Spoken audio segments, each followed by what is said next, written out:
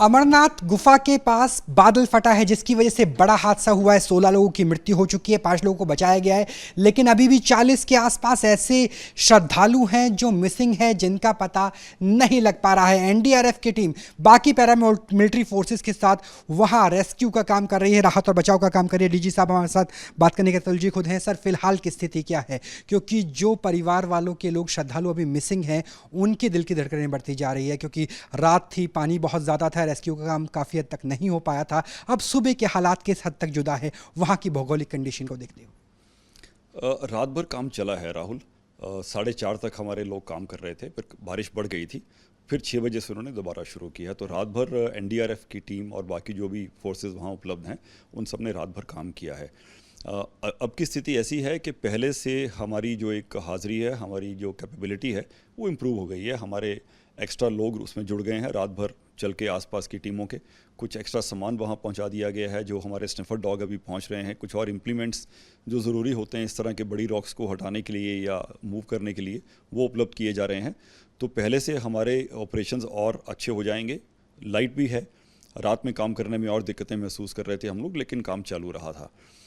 जो मिसिंग लोग हैं, उनके जो संबंधी हैं, उनके परिवारजन हैं, उनसे मैं ये कहूँगा कि देश के जो बेहतरीन रिसोर्सेज हैं ऐसी स्थिति से निपटने के लिए उनको वहाँ मुहैया करवाया गया है। तो हमें अपनी आशाएं जीवित रखनी चाहिए और उनको खोजने का, ढूंढने का, रेस्क्यू का काम चल रहा है। सर, एनडीआरएफ की टीम पहले से वहाँ पर मौजूद थी, अलर्ट दिया गया था मौसम विभाग के द्वारा, तो क्या और टीम्स को वहाँ पर भेजा जा रहा है एनडीआरएफ के अलग अलग सेंटर्स से?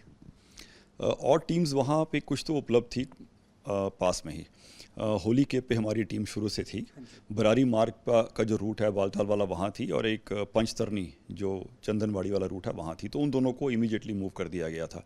तो बहुत कम समय में 3 टीमें तो वहाँ 75 रेस्क्यू पहुँच गए थे। अब शेषनाग वाली टीम भी वहाँ पहुँच गई और बठिंडा से और लोग भी वहाँ पहुँच रहे हैं। सर, सिनर्जी बहुत ज़रूरी होती है, क्योंकि आईटीबीपी भी है, बीएसएफ भी है, सीआरपीएफ भी है, एनडीआरएफ भी है। ऐसे में सिनर्जी किस तरीके से चल रही है ताकि जो मैक्सिमम यूटिलाइजेशन है वो रिसोर्सेज का हो सके, एयरलिफ्ट करना हो या फिर आसपास के हॉस्पिटल्स में पहुंचाना हो? ऐसे बड़े जो इवेंट्स हैं उनके लिए हम सिनर्जी पहले से डेवलप करते हैं। तो यात्रा शुरू होने से पहले एक मॉक एक्सरसाइज की गई थी एनडीएमए के मार्फत, जिसमें सारी ऐसे जो कंसर्न एजेंसीज वहाँ स्थल पे अवेलेबल होंगी, उनका समन्वय, उनकी आपस की अंडरस्टैंडिंग, कम्युनिकेशन वगैरह पहले से बहुत क्लियर होनी चाहिए। तो वो उस मॉक एक्सरसाइज का फ़ायदा हमको इस समय मिल रहा है कि कोऑर्डिनेशन में कोई कमी नहीं है। अगर आप देख भी रहे हैं, मीडिया की जो कवरेज भी आ रही है, सब लोग मिलजुल के काम कर रहे हैं। और हम लोगों को उस तरह एक आदत भी है, जहाँ भी हम ऐसे बड़े डिज़ास्टर में कहीं शरीक होते हैं तो और एजेंसीज़ वहाँ शामिल होती ही हैं। तो आपस की अंडरस्टैंडिंग अच्छी है और टीम वर्क अच्छा है। सर, अमित शाह जी तो जयपुर में है, लेकिन एमएचए से कुछ डायरेक्शंस आए हैं क्या? किस तरीके से इस ऑपरेशंस को और आगे बढ़ाया जाएगा? क्या डेथ टोल बढ़ने की उम्मीद है, या जो 40 लोग मिसिंग हैं उनका नंबर बढ़ने की उम्मीद लग रही है ऐसा फिलहाल? एमएचए से हम कांस्टेंट संपर्क में रहते हैं, गाइडेंस मिलती रहती है। वो कंट्रोलिंग मिनिस्ट्री है, हर चीज़ का उनको वाकफियत है, और वहाँ से गाइडेंस के साथ साथ कुछ रिसोर्सेज हमको चाहिए होते हैं। जैसे कि इंडियन एयरफोर्स हमारे साथ सहकार में बहुत अच्छी तरह रहती है। हमारे जो एडिशनल रिसोर्सेज हैं, के 9 स्क्वाड्स हैं बठिंडा से, वो अभी फ्लाई इन किए जा रहे हैं AN-32 से, फिर वो हेलीकॉप्टर से श्रीनगर से आगे पहुँचाए जाएंगे। तो जो मिसिंग लोग हैं उसकी संख्या बढ़ने की उम्मीद मुझे नहीं है, क्योंकि अब तक काफ़ी क्लियर हो चुका है कौन लोग नहीं मिल रहे हैं, कौन लोग मिल पा रहे हैं।